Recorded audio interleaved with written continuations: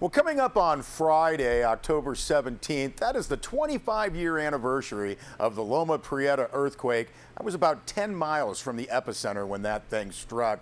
Right now, we're going to be talking about the Mono County Sheriff's Office, along with millions of other people, schools, and organizations worldwide, going to participate in earthquake preparedness, communication, and drills as part of the Great Shakeout.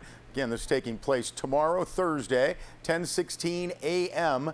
Participants will drop, cover, and hold on, practicing the appropriate protective actions to take in response to an earthquake. Now, the press release from the Mono County Sheriff's Office notes that everyone should know how to protect themselves in an earthquake, especially in an area prone to earthquakes like Mono County.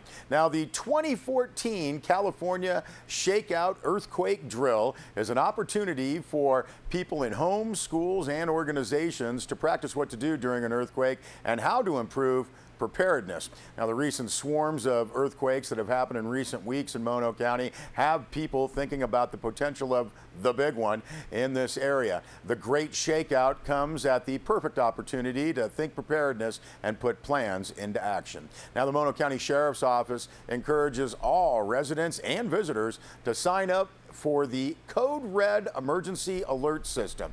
Now, that is used to communicate preparedness and disaster recovery information in the case of an actual earthquake. For residents, visitors, and businesses interested in signing up for Code Red Alerts, you can go to the website monocountysheriff.org, get to resources and Code Red. Now, during an earthquake, the Mono County Sheriff's Office will use the Code Red system to let people know when it is safe to exit their homes, businesses, or other buildings. The Code Red system may also be used to communicate post-earthquake aid information, including shelters, outages, and government closures. Now, the Code Red system alerts the public via landline, mobile phone, and email.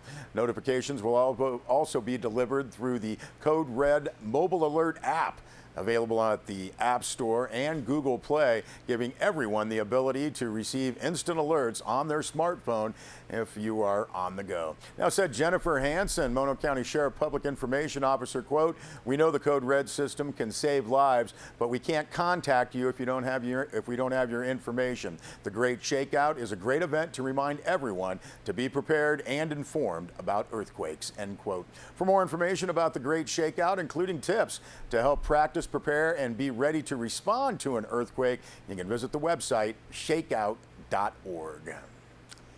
Well, with schools back in session for nearly a couple of months now, motorists are always urged to slow down and be safe around school zones. Now, some residents on Elm Street in Bishop are helping drivers to remember to slow down with signs up and down the main route to the Bishop Elementary Schools. Now, last year, one resident, Scott Patterson, put up a sign urging motorists to drive slowly because there could be consequences, and this year some neighbors on Elm Street have also taken up the cause. Now, Sierra Wave Media asked Dave Gross, City of Bishop Public Works Director, why the city didn't add signs to Elm Street when residents asked.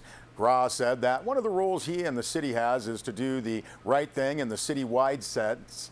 Gross said when city officials measured and observed speeds, they didn't seem to be high, and safety doesn't seem to be a problem. Gross said Elm Street residents have been good enough to say they'll put up the signs, and many of them have.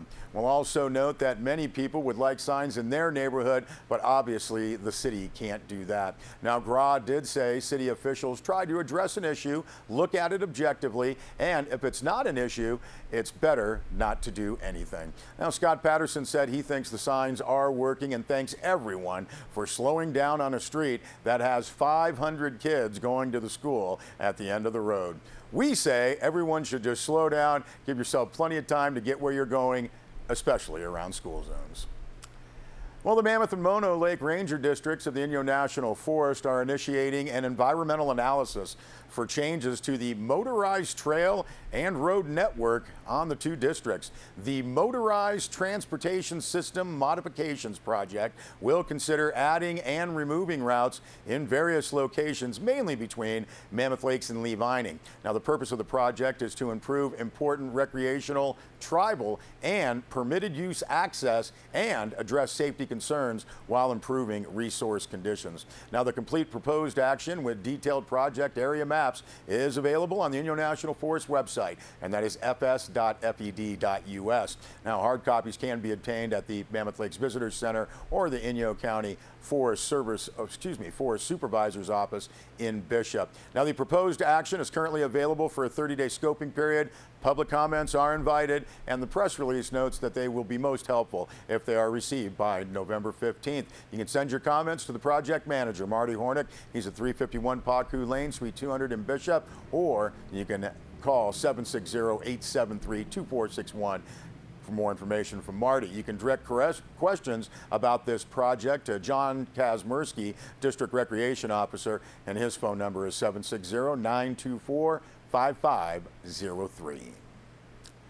Well, donations are being sought for the family of a motorcycle crash. The victim who died in Mammoth Lakes, Rebecca Becky Dempsey, was tragically killed in that motorcycle crash in Mammoth on October 5th. Becky was visiting from Mammoth Lakes from London, England on a work visa and scheduled to return home on October 13th. Now, there have been some informal fundraising efforts to assist Becky's family with funeral arrangements. Got a press release from Mammoth Lakes Police Chief Dan Watson that said a secure fundraising site has been established in Becky's name by Sarah Gibbons, her friend and former roommate.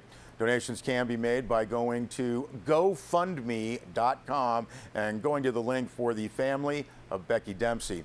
Becky's mother, Karen Dempsey, has confirmed that this site was established to support Becky's family. And Karen Dempsey said, quote, "As you can imagine, we had not planned for this to happen to someone so young. We've been overwhelmed by the support of her friends. Becky had only just graduated, and most of our savings were spent funding that part of her education. Becky was liked by everyone she met. She was a very talented and positive person who, given the opportunity, would have had a bright future." We'll be back with more news.